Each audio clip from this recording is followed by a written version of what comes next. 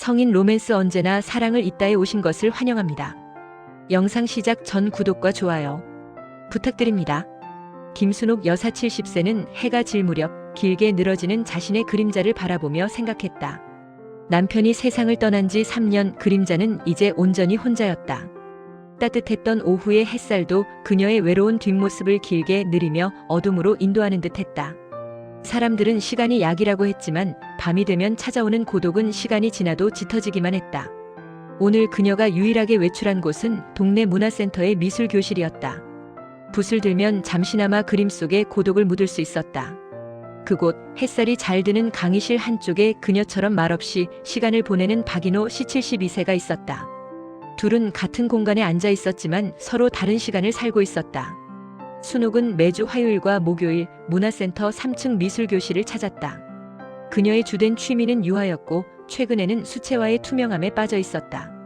그런데 언제부터인가 강의실 한쪽 테이블에 무뚝뚝한 인상의 박인호 씨가 자리를 잡았다.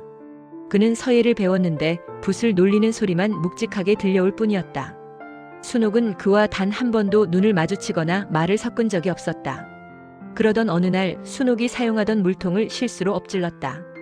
물이 서예 테이블 쪽으로 흘러가는 찰나 인호 씨가 조용히 걸레를 들고 와 물이 순옥의 그림이 있는 곳으로 더 이상 흐르지 못하게 막아주었다. 아이고 죄송합니다. 순옥이 당황하여 고개를 들었다. 인호 씨는 묵묵히 바닥을 닦고는 순옥을 향해 고개를 끄덕이며 작은 목소리로 말했다. 괜찮습니다. 붓을 들다 보면 늘 있는 일이지요. 그의 목소리는 무뚝뚝했지만 그 안에 담긴 배려가 순옥의 마음에 작은 온기로 스며들었다. 사소한 사건 이후 둘은 오가는 길에 짧은 인사를 나누기 시작했다. 주말에는 동네 장터에서 우연히 마주치기도 했다. 박 선생님은 어떤 거 사세요? 순옥이 물었다. 국이 없으면 밥을 못 먹어서 멸치 좀 사려고 합니다. 인호 씨는 늘 검소했고 혼자서도 밥을 챙겨 먹는 모습이 순옥의 눈에 들어왔다. 순옥은 어느 날 용기를 내어 인호 씨에게 함께 공원을 산책하자고 제안했다. 저기 박 선생님, 다음 주 화요일 수업 끝나고 공원 벤치에서 커피 한잔 하실래요? 인호 씨는 잠시 망설이는 듯 했지만 이내 고개를 끄덕이며 희미하게 웃었다. 좋습니다. 순옥 씨가 타주는 커피라면. 이후 두 사람의 데이트는 공원 벤치와 동네 작은 카페에서 이어졌다. 그들의 대화는 거창하지 않았다. 지난 세월에 힘들었던 이야기, 자식들에 대한 걱정, 그리고 가장 깊은 외로움의 순간들.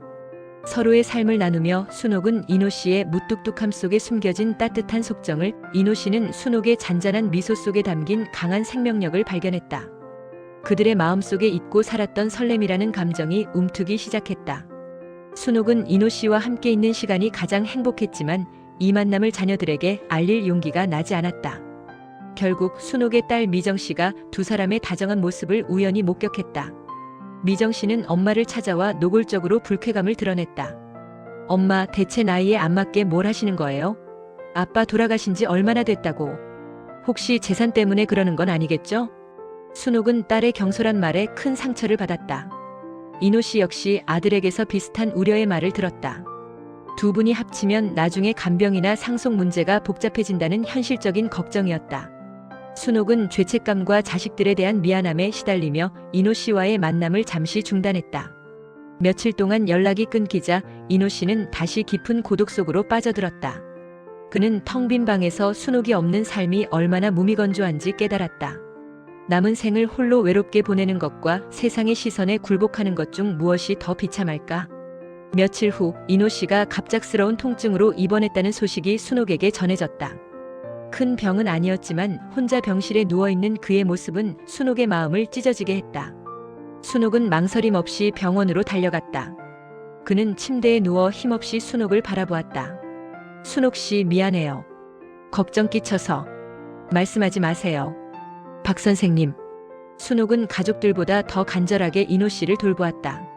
그녀는 그의 죽은 아내에 대한 죄책감, 자녀들의 반대에 모든 것을 잊고 오직 인호 씨가 건강해지는 것만을 빌었다. 이 순간 그녀는 인호 씨가 자신의 삶의 단순한 위로가 아닌 함께 남은 여정을 걸어갈 동반자임을 확신했다. 퇴원 후 인호 씨는 순옥을 마주한 자리에서 떨리는 목소리로 진심을 전했다. 순옥 씨, 나에게는 시간이 많지 않아요. 이제야 당신을 만났는데 나는 더 이상 외롭고 싶지 않습니다. 남은 날들을 나에게 선물해 주시겠습니까? 당신을 지켜주고 당신에게 기댈 수 있는 두 번째 가족이 되어주세요. 그것은 청혼이었다. 70대 노인이 온 힘을 짜내어 한 가장 순수하고 용기 있는 고백이었다. 순옥은 이노 씨의 손을 잡고 눈물을 흘리며 고개를 끄덕였다. 그들은 자녀들의 염려와 반대에도 불구하고 혼인신고 대신 동거를 선택했다. 서로의 삶에 대한 책임은 지되 자녀들에게 재산이나 간병 문제로 짐을 지우지 않겠다는 그들만의 현명한 결단이었다. 두 사람은 순옥의 집 근처에 있는 작은 마당이 딸린 단독주택을 얻어 새로운 보금자리를 만들었다. 이사 첫날 순옥은 마당에 장미와 백합을 심었고 이노 씨는 직접 쓴 화랑만년 화목하고 즐거운 생활이 오래 이어짐이라는 서의 액자를 거실에 걸어두었다. 어느 맑은 봄날 오후 두 사람은 마당 벤치에 나란히 앉아 햇살을 맞고 있었다. 이노 씨가 따뜻한 차를 내밀자 순옥이 그의 손을 잡았다. 박 선생님, 문득 그런 생각이 들어요. 내 인생의 봄은 이미 다 지나갔다고 생각했는데 두 번째 봄이 정말 올 줄은 몰랐어요. 이노 씨는 순옥의 손을 꽉 잡으며 미소를 지었다. 순옥 씨, 지나간 봄은 우리가 채색할 수 없지만 이 봄은 우리가 함께 만들 수 있습니다. 지금부터 우리 삶은 영원히 봄날일 겁니다. 함께라면. 그들의 얼굴에는 젊은 연인 못지않은 수줍음과 기쁨이 가득했다. 두 사람의 조용한 웃음소리는 새로운 보금자리를 감싸 안으며 이 세상 모든 황혼에게 인생은 언제나 다시 시작할 수 있다는 희망의 메시지를 잔잔하게 속삭이는 듯했다. 여러분의 황혼 로맨스에 대한 생각은 어떠신가요? 댓글로 독자님의 이야기를 나눠주세요.